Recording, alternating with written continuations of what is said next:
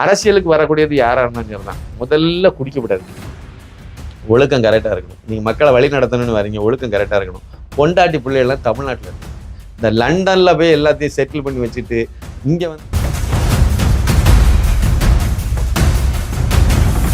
படத்தில் நடிச்சு நீங்கள் பல கோடிகளை, பல 100 கோடிகளை நீங்கள் சம்பாதிச்சிருக்கீங்க. அதில் ஒரு கோடி ரூபாயை கூட இந்த சென்னை வெள்ளத்தில் மிதக்கும் போது உங்களால் உங்கள் காசுலேருந்து எடுத்து கொடுக்க மனம் வரல. அப்படிங்கும்போது அது ஒரு அரசியலுக்கு தலைவனாக இருக்கிறதுக்கு எந்த வகையில் அது லாயக்குங்கிற மாதிரி அந்த சம்பவத்தில் எனக்கு மனசில் பட்டுச்சு.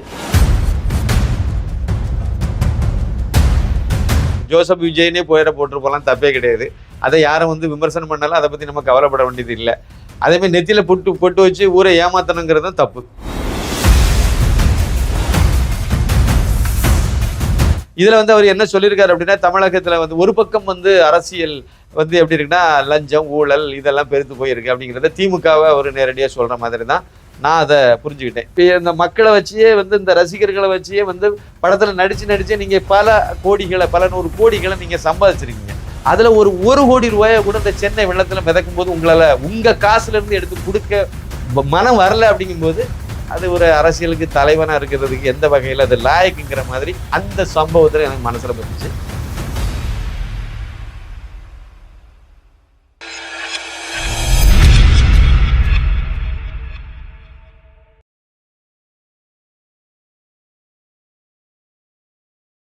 நேட்டிவ் நியூஸ் தமிழ் நெஞ்சங்களுக்கு எனது பணிவான வணக்கம். ஒரு முக்கியமான செய்தி என்ன அப்படின்னா, நடிகர் விஜய் வந்து ரொம்ப நாளாக அரசியல் கட்சி தொடங்க போகிறேன்னு சொல்லிட்டு இப்போ தொடங்கிட்டார். கட்சியினுடைய பேர் வந்து தமிழக வெற்றி கழகம் அப்படின்னு சொல்லி வச்சிருக்காரு. இந்த கழகத்திலேருந்து வெளிவர மாதிரி இல்லைன்னு நினைக்கிறேன். அதனால் என்னதோ வந்து அவருக்கும் இந்த ஏற்கனவே அவர் திமுகவினுடைய ஒரு தீவிரமான விசுவாசி தான், ஒரு ஜால்ராஜ் தான் அவர். அந்த குடும்பமும் அதே மாதிரியான குடும்பம் தான், சந்திரசேகர் குடும்பம், தீவிரமான திமுககார குடும்பம். அது அந்த குடும்பத்திலேருந்து வந்தனால என்னது கழகம்ங்கிறத கட்டி பிடிச்சிட்டு இழுத்துட்டு வந்திருக்காங்கன்னு நினைக்கிறேன். இது சம்மந்தமாக ஒரு லெட்டர் பேடில் வந்து ஒரு 3 பக்கம் அறிக்கை வெளியிட்டிருக்காங்க. அந்த லெட்டர் பேடில் முக்கியமாக பார்த்தீங்கன்னா தமிழக வெற்றி கழகம்ங்கிறது தான் லெட்டர் பேடு. அவருடைய ஒரிஜினல் அந்த நடிகராக இருக்கும்போது அதனுடைய எல்லாம் ஜோசப் விஜய் அப்படிங்கிற பேரோட தான் அது அந்த லெட்டர் பேடே இருக்கும். ஆனால் இதில் வந்து விஜய் அப்படிங்கிறத பயன்படுத்தியிருக்காரு. அதே சமயத்தில் அவருடைய ஃபோட்டோ வலது பக்கம் வச்சுருக்காங்க. அந்த ஃபோட்டோவில் பார்த்தீங்கன்னா நெத்தியில் குங்குமம் போட்டு வச்சுருக்காரு. இது தனிப்பட்ட என்னுடைய கருத்து. இதில் என்ன அப்படின்னா, இதில் இந்த மாதிரிலாம் வைக்க வேண்டிய அவசியமே கிடையாது. அவராகவே இருக்கலாம். அவர் வந்து ஜோசப் விஜயனே போட்டு போகலாம், தப்பே கிடையாது. அதை யாரும் வந்து விமர்சனம் பண்ணாலும் அதை பற்றி நம்ம கவலைப்பட வேண்டியது இல்லை. அதேமாதிரி நெத்தியில் பொட்டு வச்சு ஊரை ஏமாத்தணுங்கிறதும் தப்பு. நீங்கள் கிறிஸ்தவனி உலகத்துக்கே தெரியும். அதில் எதுக்கு நெத்தியில் பொட்டு வச்சு இந்துக்காரனை ஏமாத்தலாம்னு நினைக்கிறது ஆக சிறந்த ஒரு தவறான ஒரு விஷயமாக தான் எனக்கு அது படுது. தமிழக வெற்றி கழகம் அப்படின்னா டிவிகே அப்படிங்கிற அடிப்படையில் தான் கீழே எல்லாருக்கும் ஹேஷ்டாக் எல்லாம் அதே மாதிரியே பயன்படுத்துகிற அளவுக்கு எல்லாமே போட்டிருக்காங்க. இது வந்து அவர் கட்சி ஆரம்பிச்சிருக்காரு. இதுக்கு அவர் என்ன சொல்லியிருக்காருன்னா, முக்கியமான 2 விஷயம் என்னென்னா, ஒன்று வந்து இந்த இவருடைய நடிகர் விஜயுடைய கட்சி வந்து வரக்கூடிய பாராளுமன்றத்தில் தேர்தலில் போட்டியிடாது. நான் இது முன்னாடியே வந்து ஒரு சேனலில் பேசும்போது நான் இதை பற்றி சொல்லியிருந்தேன். அவர் வந்து விஜய் வந்து கட்சி ஆரம்பிக்கிறது அது வரவேற்போம், நல்ல விஷயம். ஆனால் வந்து பாராளுமன்ற தேர்தலில் கண்டிப்பாக அவர் வந்து ஒதுங்கி இருக்கிறதான நல்லது. அவர் உண்மையிலேயே அரசியல் கட்சி கொண்டு போகணும் அப்படின்னு நினைச்சாருன்னா அதில் ஒதுங்கிடணும். அவர் கட்சி ஆரம்பிக்கலாம், தேர்தலில் போட்டியிடக்கூடாது. போட்டியிட்டால் அவருக்கு அது சரியாக இருக்காது. 2026 சட்டசபை தேர்தல் வந்து கரெக்டாக இருக்கும். சட்டமன்ற தேர்தல் தான் வந்து உங்களுக்கு பொருத்தமாக இருக்கும் புதுசாக கட்சி ஆரம்பிக்கும் போது. ஏன்னா மாநில கட்சி அப்போ வந்து அதுதான் சரியாக இருக்கும் அப்படிங்கிற மாதிரி என்னுடைய பார்வை இருந்தது. அவங்க அதை மாதிரி தான் இதுலேயும் வந்து 2026 தான் போட்டியிடுறோம். 2024 பாராளுமன்ற தேர்தலில் போட்டியிடலை, எந்த கட்சிக்கும் ஆதரவும் இல்லை அப்படிங்கிறத திட்டவட்டமாக எல்லாம் சொல்லியிருக்காங்க. அந்த வகையில் வந்து அவருடைய நிலைப்பாடு வந்து சரியானதுங்கிறது என்னுடைய கருத்து. ஒரு விமர்சகர் அப்படிங்கிற பார்வையில் நம்ம பார்த்தோம் அப்படின்னா என்னுடைய கருத்து வந்து அவர் 2026 அவர் வந்து வர்றது அதில் வர்றதுக்கு சரியாக இருக்கும். அப்புறம் அதில் ஏன் வராரு என்ன வர்றங்கிறத 2வது பேசுவோம். ஆனால் வந்து அது கரெக்டாக இருக்கும். இதில் வந்து அவர் என்ன சொல்லியிருக்காரு அப்படின்னா, தமிழகத்தில் வந்து ஒரு பக்கம் வந்து அரசியல் வந்து எப்படி இருக்குன்னா லஞ்சம், ஊழல் இதெல்லாம் பெருத்து போயிருக்கு அப்படிங்கிறத திமுகவை அவர் நேரடியாக சொல்கிற மாதிரி தான் நான் அதை புரிஞ்சுக்கிட்டேன். அதுக்கு பதிலாக இன்னொரு பக்கம் அப்படின்னு சொல்லிட்டு அதில் என்ன சொல்கிறார் அப்படின்னா, இவர் ஏன் வாராரு அப்படிங்கிறதுக்கு காரணம் சொல்கிற இடத்துல இது வருது. என்ன சொல்கிறார் அப்படின்னா, இன்னொரு பக்கம் வந்து அதாவது ஜாதி மதம் இதெல்லாம் வருது அப்படிங்கிற மாதிரி சொல்லிட்டு அது வந்து பாஜகவை சொல்கிற மாதிரியான ஒரு இதாக தான். இன்னொரு பக்கங்கிறது மோடி கவர்மெண்ட் அதை சொல்கிறாரு. ஏன்னா இந்த பக்கம் லஞ்சம் ஊழல் எல்லாம் சொல்லிவிட்டார், அந்த பக்கம் அந்த லஞ்ச ஊழலுங்கிறத சொல்லலை. அப்போ சொல்லலைன்னா அங்கே வந்து லஞ்ச ஊழல் இல்லை பாஜக ஆட்சியில். ஆனால் ஜாதி மத அரசியல் இருக்குங்கிற மாதிரி, அதாவது மதவாத அரசியலுங்கிறது அப்படி வழக்கம் போல் இவங்க சொல்கிற அந்த இதில் எவன் எழுதி கொடுத்தானோ அதை இப்படி எழுதி கொடுத்துருக்காங்க. சரி ரைட்டு இருக்கட்டு, அவருடைய கருத்தாவே நம்ம ஏற்றுக்குவோம். அந்த மாதிரி அவர் இதை சொல்லிட்டு, அதனால எங்களுடைய தேவை இருக்குது, நான் அரசியலுக்கு வரேன், அதனால் முழுமையாக வரேன். இப்போ வந்து 1, 2 கட்சியை வந்து கட்டமைக்கக்கூடிய வேலைகள் எல்லாம் நிறைய இருக்குது, அதனால் இப்போதைக்கு வந்து நாங்கள் போட்டியிடலை 2024. அதே சமயத்தில் கட்சியினுடைய பணிகள் கட்சியை பதிவு பண்ணுறது, அதுக்கு பிறகு உள்ள வேலைகள், அந்த ப்ராசஸ் அதெல்லாம் நாங்கள் செய்ய போகிறோம். அதோட சேர்ந்து நான் இன்னும் ஒரு படத்தில் நடித்து மிச்சம் கொடுக்க வேண்டியது இருக்குது, அதையும் நான் வந்து கொடுத்துட்டு அது வந்து இந்த கட்சி வேலைக்கு பாதிப்பு இல்லாத அளவில் நான் அந்த வேலையை செய்ய போகிறேன். செய்துட்டு நான் வந்து முழு நேர அரசியல்வாதியாக வரேன். அதே சமயத்தில் நான் இதை ஒரு பொழுதுபோக்கு இதாக நான் பயன்படுத்தலை. அப்படின்னா இது ஏற்கனவே இருக்கக்கூடிய திமுக காரங்களை குத்துற மாதிரியும் ஒரு பக்கம் இருக்குது. இது ஒரு பொழுதுபோக்கு, அவங்க தான் இந்த இதெல்லாம் ஒரு பொழுதுபோக்காக எடுத்துட்டு அதேமாதிரி தொழிலாகவும் நான் இதை பயன்படுத்த வரல, அரசியலை பயன்படுத்த வரல. நான் வந்து இதை வந்து ஒரு சேவை செய்யணுங்கிற நோக்கத்தில் தான் வரேன் அப்படிங்கிறாரு. சேவை அப்படிங்கிற இடத்துல எனக்கு ஒரு சின்ன பழைய ஒரு நினைவுக்கு ஒரு விஷயம் வருது. சேவைங்கிறது உள்ளத்திலிருந்து வெளியே வரணும். அது வந்து மற்றவங்க சொல்லி வர்றதா இருக்கக்கூடாது. 2002, 2003 இந்த வருஷத்துல 2ல ஏதாவது ஒரு வருஷம் இருக்கும். ஒரு கடுமையான மழை. அப்போ நான் மாலை மலரில் வேலை பார்த்தேன். நான் வந்து இப்போ வளசரவாக்கத்துல இருந்து தினசரி எக்ஸல் சூப்பருங்கிற வண்டியில தான் நான் வந்து இங்கேருந்து தினத்தந்தி அலுவலகத்துக்கு போனோம். அப்போ தினசரி இப்படி போயிட்டு இருக்கும்போது வந்து அது சாலிக்கிராம வழியாக தான் நான் போவேன். அந்த வழியை நான் பயன்படுத்தி, அந்த வழி தான் எனக்கு வழி. அதனால் அந்த வழியாக நான் போயிட்டும் வந்துட்டு இருந்தேன். அப்படி வரும்போது அந்த 2002 இல்லை 3, எனக்கு சரியாக வருஷம் நினைவில், 2ல் ஒரு வருஷம் வச்சுடுங்க. இதில் வந்து சரியான மழை, ஒரு சமயத்தில் நல்ல மழை பெய்துச்சு. அதில் சாலிக்கிராமத்தில் உள்ள அந்த அருணாச்சலம் ரோட்லேயே பல இடங்களில் வந்து சுத்தமாக தண்ணி நிரம்பி போச்சுது. அதுலேயும் வந்து கருணாநிதி ரோடுன்னு ஒன்று இருக்குல்ல, அந்த super good films white house எல்லாம் சொல்லுவாங்க, அந்த ரோட்டில் பார்த்தீங்க அப்படின்னா 2 வீலர் வராது. அதில் வர முடியலை. நான் அங்கேருந்து ரிட்டர்ன் வந்தேன். வரும்போது அம்பிகா எம்பஸ்லேருந்து உள்ளே வந்துட்டேன்.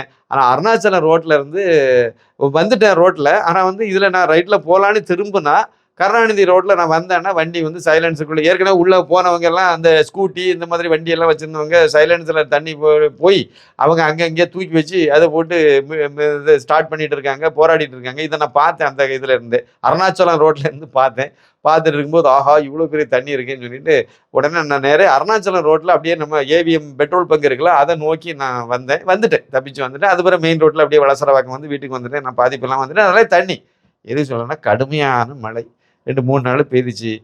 அது பிறகு அந்த சாலிக்கிராமத்தை தண்ணி அந்த வடிகிறதுக்கே ரொம்ப நாள் ஆகி போச்சுது. அந்த நேரத்தில் கண் கூட நான் பார்த்த ஒரு விஷயம் என்ன அப்படின்னா, விஜயுடைய தாயார் பேரில் சோபா கல்யாண மண்டபம்னு ஒன்று இருக்குது. அது அந்த சாலிக்கிராமத்தில் தான் இருக்குது, அருணாச்சலம் ரோட்டில் தான் இருக்குது. அந்த அந்த கல்யாண மண்டபத்துக்கு நேர பின்பக்கம் தான் இபி ஆஃபீஸு. இபிக்கு பணம் கட்டுறது, அதில் ஒரு லைப்ரரியெல்லாம் கூட அந்த சமயத்தில் இருந்துச்சு. இப்போ இருக்குன்னு நினைக்கிறேன்.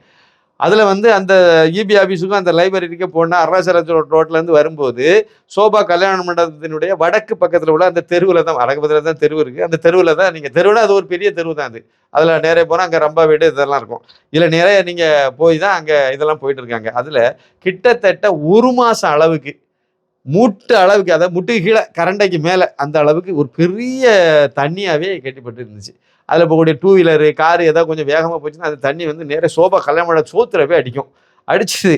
அதே மாதிரி அந்த இபி ஆஃபீஸுக்கு போகக்கூடியவங்க, அந்த லைப்ரரி போகக்கூடியவங்களாம் ரொம்ப நாள் சிரமப்பட்டே அதுக்குள்ளே போயிட்டு இருந்தாங்க. என்னுடைய மனசில் என்ன தோணுச்சுதுன்னா, இது விஜயுடைய கல்யாண மண்டபம். அப்படி இருக்கும்போது அந்த விஜய் வந்து இதில் ஒரு 2 லாரி கிராவலை எல்லாம் அடித்து போட்டு விட்டுருந்தாலே அது வந்து நிரம்பியிருக்கும். மக்கள் வந்து பயன்பாட்டுக்கு அது வசதியாக இருக்கும். இவர் ஒன்றும் பிச்சை எடுத்துட்டு அலையலை. என் மனசில் தோணுனதை சொல்கிறேன். பெரிய கோடீஸ்வரர், பெரிய நடிகர் வேற. அதனால இவருக்கு நிறைய சம்பளம் கிடைக்குது. நல்லா வந்து இவருக்கு ஒரு 2 நாள் 4 லாரி கிராவல் அடிச்சு அதில் போடுறதுக்கு என்ன, அதை கூட பண்ண மாட்டாங்கிறாங்களேன்னு எனக்கு மனசில் தோணுச்சு. இதே காலகட்டத்தில் வளசரவாக்கத்தில் நாங்கள் அப்போ வந்து அந்த கார்பரேஷன் பில்டிங் எல்லாம் இப்போ இருக்குல்ல, அதுலேருந்து நேரே வந்தீங்கன்னா அதில் தேவி அகாடமி ஸ்கூல் இருக்கும். அந்த ஸ்கூலை ஒட்டி தேவி ஃப்ளாட்ஸ்ன்னு இருக்கும். அதில் தான் நாங்கள் அப்போ இருந்தோம். தங்கச்சி வீட்டில் நான் இருந்தேன். இதில் ஒரு அதே மாதிரியான அதே காலகட்டத்தில் இன்னொரு சம்பவம் நடந்துச்சு. இப்போ அந்த ரோடெல்லாம் நல்லா இருக்கும். அது ஆலப்பாக்கம் மெயின் ரோடுன்னு அதுக்கு பேர். அதை கார்பரேஷன் பில்டிங்லேருந்து நீங்கள் அப்படியே உள்ளே வந்தீங்கன்னா அப்போ இதில் இப்போ போலீஸ் ஸ்டேஷன் கூட அங்கே தான் இருந்துச்சு. அப்போ வளசரவாக்கத்தில் தான் இருந்துச்சு. அதுக்கப்புறம் தான் அந்த இடத்த மாற்றினாங்க.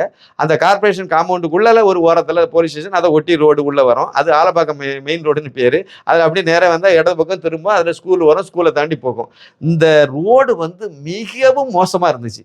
அப்படி சகதியாக இருக்கும். அப்போ அந்த சமயத்தில் 2 3 அதான் லட்சம். அதில் சகதியாக இருக்கும். டூ வீலர்லாம் போனால் ரொம்ப சிரமப்படும். கார் போனாலும் இருக்கும். இல்லை நிறைய இடத்துல மண் இருந்தது, பள்ளமாக விழுந்து, அந்த மழையினால பள்ளமாக விழுந்துச்சு. மக்கள் நடந்து போகிறது கூட அதை ஒரு மாதிரி ஏதோ வயக்காட்டில் நடந்த மாதிரியெல்லாம் ஒரு ஃபீல் ஆகும். அந்த மாதிரி மோசமாக இருந்துச்சு. இதில் ஜின்னானி ஒரு நல்ல ஒரு நம்மளோட வயசுல கொஞ்சம் மூத்தவர்.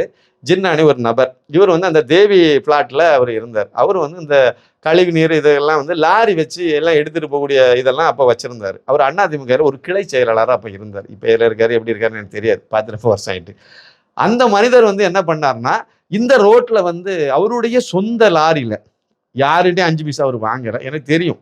அந்த மண் அடிச்சு கொண்டு போய் கிராவல் அடிச்சு போட்டு இந்த ரோடை சரி பண்ணார்.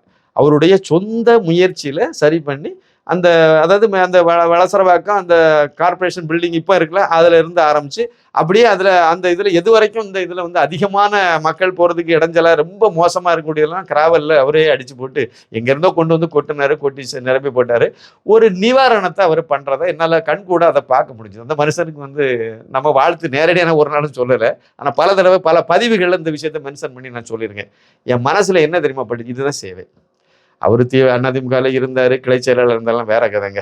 அதை இதுக்காக வேண்டி யாரும் அவருக்கு ஓட்டு போடுவாங்களாம் நான் சொல்லலைங்க. ஆனால் மனசில் இதை செய்யணுங்கிற எண்ணம் அவருக்கு வந்துச்சு. ஊரில் நாங்கள் இதை தான் பண்ணிட்டு இருந்தோம். அதனால் எனக்கு இதை பார்த்து ஒப்பீடு பண்ண முடிஞ்சுது. ஆனால் நடிகர் விஜயுடைய கல்யாண மண்டபத்துக்கு பக்கத்தில், அதாவது சோபா கல்யாண மண்டபத்துக்கு பக்கத்தில் இவ்வளோ பெரிய இது இருந்த பிறகும் அவர் கண்டுக்கவே இல்லை. இதை விட கொடுமை என்ன அப்படின்னா, அதே சாலி கிராமத்தில் இருந்து நான் அப்படியே வந்து 2 ரோடு இருக்கு, 2 தெரு இருக்கு. ஒன்று வந்து நேரே வந்து சாலிகிராம் பஸ் ஸ்டாண்டு, அந்த பேருந்து நிறுத்தம், அதை ஒட்டி இருந்து நீங்க பாத்தீங்கன்னா கோயில் இருக்கும், அந்த தெரு ஒன்று. அடுத்து விஜய் வீடு, அவருக்கு வீடு, அப்பா வீடு 2, அவருடைய சந்திரசேகருடைய வீடு 2 அடுத்தடுத்த காம்பவுண்டு. இதுக்கு முன்னாடியும் ஒரு நீண்ட பெரிய பள்ளம், கிட்டத்தட்ட கரண்டைக்கு மேல தண்ணி. அப்ப அவர் இங்கே தான் இருந்தார். இவர் வந்து கார்ல வந்து அந்த தண்ணியில அப்படியே மிதந்து காம்பவுண்டு இதுக்குள்ளால வீட்டுக்குள்ளால போயிடுவாங்க. வீட்டில் போய் அப்படி கீழே இறங்கிடுவாங்க. இதை தாண்டி தான் தினசரி போயிட்டு இருந்தார். ஒரு நாள் கூட ஒரு 2 லாரி கிராவல் அதில் அடிச்சு போடுவோங்கிற எண்ணம் மனதில் இல்லை. இதை 2மே தாண்டி தான் நான் போயிட்டு இருந்தேன். 2 கண்கூடா பார்த்துட்டு இருந்தேன். என்னடா ஒரு பெரிய நடிகராக இருக்காரு, இதை செய்யலாமே. ஆனால் கடைசியில் அது பிறகு 1 மாசமே ஏதோ ஆயிடுச்சு. அதுக்கு பிறகு கார்பரேஷன்லேருந்து வந்து அவங்க மண்ணெல்லாம் அந்த கிராவல்லாம் அடிச்சு போட்டு அவங்க வழக்கமாக என்ன வேலை செய்யணுமோ அதை செய்தாங்க. அதுக்கு பிறகு தான் அதில் தண்ணி இல்லாமல் போச்சுது. பொது சேவை அப்படிங்கிறது முள்ள மனசுல இருந்து வரணுங்கிறதுக்கு நான் அந்த உதாரணத்தை சொன்னேன். சாலி கிராமத்திலே 2 வீடு, 2 வந்து விஜயனுடைய கல்யாண மண்டபம், விஜயனுடைய வீடு 2க்கும் பக்கத்துல இப்படி இருந்துங்கிறது நேரடியாக நான் பார்த்த அனுபவங்கிறத நான் இதை சொன்னேன். அதே மாதிரி வளசர வேகத்தில் அந்த ஜின்னா அவர் வந்து இந்த மாதிரி இதை பார்த்து அடிச்சு போட்டாரு. அதனால அதுக்கு பிறகு அதுதான் ஒரு பெரிய நிரந்தரமா இன்னைக்கு வரைக்கும் இருக்குன்னு நான் சொல்லலை. அந்த நேரத்தில் அவருக்கு செய்யணும்னு தோணிச்சு பார்த்தீங்களா. அவருக்கு அதுக்கு ஒரு வாய்ப்பும் இருந்துச்சு, லாரி இருந்துச்சு அவருக்கு. அதனால அந்த லாரி அந்த இதெல்லாம் வச்சிருந்தாரு. அதாவது கழிவுநீர் ஏற்றக்கூடிய லாரி தான் வச்சிருந்தாரு. ஆனால் அந்த லாரி இருந்தா இல்லையான்னு எனக்கு தெரியாது. இந்த கிராவல் அடிக்கிற லாரி அவருக்கு உண்டுமானு தெரியாது. ஆனால் லாரி இது வச்சிருந்தாரு, வாடகைக்கு வச்சு இதெல்லாம் பண்ணிட்டு இருந்தாரு அவர். அதனால அதை செய்தார். அவர் அந்த லாரி இருந்தனால அவருக்கு மனசுல அந்த எண்ணம் வந்து பார்த்தீங்களா. லாரியெல்லாம் ஒரு தூரம் இல்லைங்க, அந்த எண்ணம் 4 லாரி நம்ம இதில் வந்து செலவெல்லாம் அடிச்சு போடுவோம். மக்கள் எல்லாத்துக்கும் அந்த வழியாக போகிறாங்க, சிரமப்படுறாங்க. 2 வீலர் இருக்கிறனால ரொம்ப திணறான். அப்படியே இந்த ஒரு மாதிரி சர்க்கிட்லாம் போவோம். அது இப்படிலாம் இருக்கு. அதனால நம்ம செய்வோம். நடந்து போகிறவங்க வந்து சகதிக்கு மேலே போகிறாங்க. அப்போ அதை செய்யணுங்கிற அவருக்கு வீடும் அங்கே தான் இருக்கு. இருந்தாலும் அதை செய்யணுங்கிற எண்ணம் வந்து அதை செய்தார். ஆனால் விஜய்க்கு அந்த எண்ணம் வரலைங்கிறது எனக்கு ரொம்ப நாளாகவே அது ஒரு பெரிய மன வருத்தமாகவே இருந்துச்சு. ஒரு என்ன இருந்தாலும் இவ்வளோ பெரிய நடிகர், கண்டிப்பாக அவரால் அவருக்கு அவர் செய்ய வேண்டியதில்லை. அவர் கொஞ்சம் பைசா விட 4 லாரி கிராவல் அடிச்சு போடுங்கப்பா, அதுக்கு என்ன வந்தா ஆனால் அது ஒரு சின்ன ஒரு டீ செலவு மாதிரியான ஒரு செலவு தான் அது. அதை செய்யறதுக்கு கூட அந்த தண்ணிக்குள்ளேயே கார்ல போய் உள்ள வீட்டுக்குள்ள போகக்கூடிய அளவுக்கு தானே இருக்காங்க. என்ன மனிதர்கள் இவர்கள் அப்படிதான் எனக்கு தோணுச்சுது. அந்த விஜய் தான் இப்ப அரசியல் கட்சி ஆரம்பிச்சிருக்காரு. அந்த விஜய் தான் இப்ப வந்து மக்களுடைய சேவை ஆற்றணும்னு சொல்லி வந்திருக்காரு. சரி, அவர் நல்லது செய்யட்டும். இப்போ அவருக்கு அதெல்லாம் செய்து இன்னொரு முக்கியமான ஒரு விஷயம் என்னன்னா, என்னுடைய இது அரசியலுக்கு வரக்கூடியது யாரா இருந்தாலும் சரிதான், முதல்ல குடிக்கப்படாது. ஒழுக்கம் கரெக்டாக இருக்கணும். நீங்கள் மக்களை வழி நடத்தணும்னு வரீங்க, ஒழுக்கம் கரெக்டாக இருக்கணும். பொண்டாட்டி பிள்ளைகள்லாம் தமிழ்நாட்டில் இருக்கணும். இந்த லண்டனில் போய் எல்லாத்தையும் செட்டில் பண்ணி வச்சுட்டு இங்கே வந்து நான் வந்து இங்கே தமிழர்கள் அவ்வளோத்தையும் மடையனாக்குற மாதிரி, பிள்ளையா லண்டனில் இருக்குது, பொண்டாட்டியா லண்டனில் இருக்குது, மகனா லண்டனில் இருக்குது, எல்லாமே லண்டனில் இருக்காங்க. அவங்க அங்கே தான் இருக்காங்க. அவங்களுக்கு ஞானஸ்தானம் எடுத்து எல்லா விஷயமும் லண்டனில் தான் நடந்துட்டு இருக்கு, லண்டன் சர்ச்சில் தான் நடக்குது. ஆனால் நான் தமிழக மக்களை வந்து நான் ஆட்சி செய்ய போகிறேங்கிறது இது காமெடியான விஷயம். இதெல்லாம் தப்பு. எல்லாரும் வாங்க. இது வரைக்கும் எங்கே இருந்தீங்களோ அது என்னன்னு போயிட்டு போயிட்டோம். இனிமேலாவது எல்லாரும் தமிழ்நாட்டு மக்களோட இணைந்து இருங்க. தமிழக மக்களுடைய வலியை உணருங்க. தமிழர்களுக்கு என்ன செய்தால் நல்லா இருக்கும்னு யோசிங்க. யோசித்து நீங்கள் வந்து கரெக்டாக இறங்கி சரியாக செய்யுங்க. சமீபத்தில் கூட எனக்கு வந்து இவர் அரசியலுக்கு வரப்போறாரு அப்படி இப்படிலாம் ஒரு சேனலில் கேட்கும்போது இதை பற்றிலாம் கேட்கும்போது நான் வரணும், கண்டிப்பாக வரணும். அவருக்கு வந்து அந்த லியோ படத்தினுடைய இதில் வந்து திமுக கொடுத்த அந்த நெருக்கடி இதெல்லாம் கூட நான் அதில் விமர்சனம் பண்ணி சொல்லியிருந்தேன், தப்புன்னு சொல்லியிருந்தேன். அதை சமயத்தில் ஒரு வரணுங்கிறதெல்லாம் வரவேற்றேன். ஆனால் அதுக்கு பிறகு வந்து இவர் வந்து இந்த திமுகவோட சேர்ந்து நீங்கள் வந்து சென்னை வெள்ளத்தில் உதவுங்கன்னு சொல்லும்போது எனக்கு கொஞ்சம் எரிச்சலாக தான் இருந்துச்சு. சென்னை வெள்ளம் மக்கள் தண்ணியில் மிதக்கிறாங்க. ரசிகர்கள் பட்டாளத்தை நிறைய இவருக்கு இருக்கு. அதுவும் மீனவ சமுதாயத்தில் உள்ள ரசிகர்கள் இவருக்கு இருக்காங்க, நிறைய பேர் இருக்காங்க. அதில் வந்து கடலில் வந்து இந்த படகு ஓட்டக்கூடியவங்கெல்லாம் நிறைய பேர் ஸ்டீம் போட்டு ஓட்டுறது எல்லாமே கையில் இருக்காங்க. ஒரு 50,000 ஒரு 5 லட்சம் 10 லட்சம் இல்லைன்னா ஒரு 1 கோடியே நீங்கள் இறக்கலாம். அரசியலுக்கு வரப்போறேன்னு முடிவாக பண்ணிட்டீங்க. இறக்கி அந்த வேளச்சேரி பகுதியில் தண்ணியில் இந்த மக்கள் எல்லாம் அவரே ஒரு நாள் பார்த்துட்டு ஓஹோ கவர்மெண்ட் சரியாக பண்ணலை, எல்லாத்துக்குமே நல்லா தெரியும். அப்போ நம்ம சைடில் இருந்து ஒரு 10 போட்டை இறக்கி விடுவோம், அதுக்குள்ள செலவை நான் தரேன்ப்பா, அதில் தண்ணியில் மிதக்கவங்களாம் நீங்கள் உணவு பட்டெல்லாம் கொடுங்கன்னு பண்ணியிருந்தா மிகப்பெரிய ஒரு புரட்சி மாதிரி மக்கள் மத்தியில் அது போய் சேர்ந்துருக்கும். அதை செய்யணும்னு தோணலை.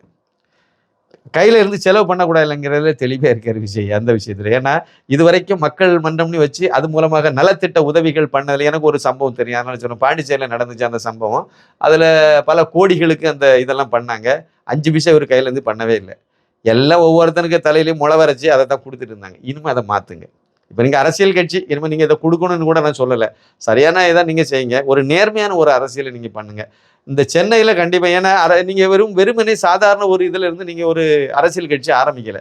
மிகப்பெரிய ஒரு கோடீஸ்வரனாக இருக்கீங்க, மிகப்பெரிய ஒரு நடிகராக இருக்கீங்க. அதாவது ரசிகர்கள் உங்களுக்கு ஆதரவுங்கிறது அது ஒரு ப்ளஸ். அது வச்சு அதை தவிர்க்க அது ஒரு நல்ல விஷயம் அது. ஆனால் உங்கள்கிட்ட இந்த மக்களை வச்சே வந்து இந்த ரசிகர்களை வச்சே வந்து படத்தில் நடித்து நீங்கள் பல 100 கோடிகளை நீங்கள் சம்பாதிச்சிருக்கீங்க. அதில் ஒரு 1 கோடி ரூபாயை கூட இந்த சென்னை வெள்ளத்தில் மிதக்கும் போது உங்களால் உங்கள் காசுலேருந்து எடுத்து கொடுக்க மனம் வரல. அப்படிங்கும்போது அது ஒரு அரசியலுக்கு தலைவனாக இருக்கிறதுக்கு எந்த வகையில் அது லாயக்குங்கிற மாதிரி அந்த சம்பவத்தில் எனக்கு மனசில் பட்டுச்சு. அதனுடைய வெளிப்பாடு இன்னும் தெரில. இதை யாரும் சுட்டி காட்டி சொன்னாங்களா என்னன்னு எனக்கு தெரியாது. நெல்லை தூத்துக்குடி மிதக்கும் போது அங்கே போய் நிவாரண உதவிகள்லாம் கொடுத்தாரு. அது இவருக்கு சொந்த காசில் கொடுத்துருந்தா சந்தோஷமாக இருக்கும். சொந்த காசில் கொடுத்தாரா இல்லையாங்கிறது எனக்கு தெரியாது. ஏன்னா இது இல்லாதப்பட்டவர் இல்லை, இருக்கப்பட்டவர். அதனால் இந்த மாதிரிப்பட்ட நேரத்தில் கொஞ்சம் பணத்தை அள்ளி அதில் விஜயகாந்தை வந்து நம்ம பல இடங்களில் பாராட்டுவோம். ஏன்னா அவர் வந்து சொந்த காசுலேயே எடுத்து அள்ளி வீசிடுவார். அந்த மாதிரி நீங்கள் எல்லாம் வீசி நீங்களும் வந்து எங்களை மாதிரி தெருவுக்கு வாங்கன்னு நான் சொல்லலை. நீங்கள் உயரத்துக்கு கஷ்டப்பட்டு தான் வந்திருக்கீங்க.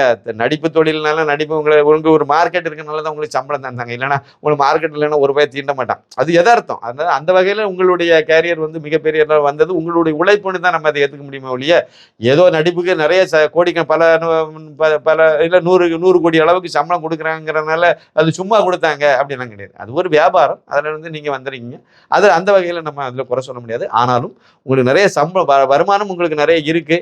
நிறைய மக்களை வச்சு தான் சம்பாதிச்சிருக்க, ரசிகரை வச்சுனாலும் அது மக்களை வச்சு தான் சம்பாதிச்சிருக்கீங்க. அப்படிங்கிற போது நீங்கள் அரசியலுக்கு வரணுங்கிற ஒரு எண்ணம் இருக்கும்போது அந்த நேரங்களில் அந்த மாதிரிப்பட்ட இக்கட்டான நேரத்தில் சில கோடிகளை நீங்கள் எடுத்து கொடுக்கறதுல தப்பு இல்லை, செய்திருக்கணுங்கிற மாதிரி எனக்கு மனசில் பட்டுச்சு. சரி, இனிமேல் வருங்காலத்தில் அவர் எப்படி செய்கிறாருங்கிறத நம்ம பார்ப்போம். நல்லதை செய்தால் நல்லது, அவ்வளோதான். இந்த ஜாதி இதில் வந்து நான் அந்த முதலாவது நடந்த கூட்டங்களில் பார்க்கும்போது இந்த ஈவேராவே தூக்கிட்டு அலைஞ்சோன்னு நினச்சேன். இதுவும் அதே கேட்டகரியில் தான் போகுது. இது ஒன்றும் திருந்துற மாதிரி தெரியல. இதுவும் அந்த காமராஜர் பணியில் சொன்ன அந்த ஒரே குட்டையில் ஒரு மட்டைகள் அப்படிங்கிற ஒரே கழகங்கள். கழகம் இல்லாத ஒரு தமிழகத்தை உருவாக்குறதுக்கு இவருக்கு நோக்கம் இல்லை.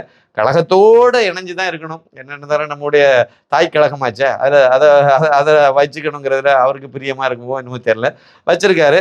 சரி, ஓகே. எந்த வகையிலையும் அவர் வந்து தொடர்ந்துருக்காரு. இனிமேல் வரக்கூடிய காலத்தில் அவர் நல்லது செய்தால் பாராட்டுவோம், இல்லை அப்படின்னா விமர்சிப்போம். அதில் எந்த மாற்று கருத்தும் கிடையாதுங்கிறது இப்போதைக்கு என்னுடைய கருத்து இது. நன்றி, வணக்கம்.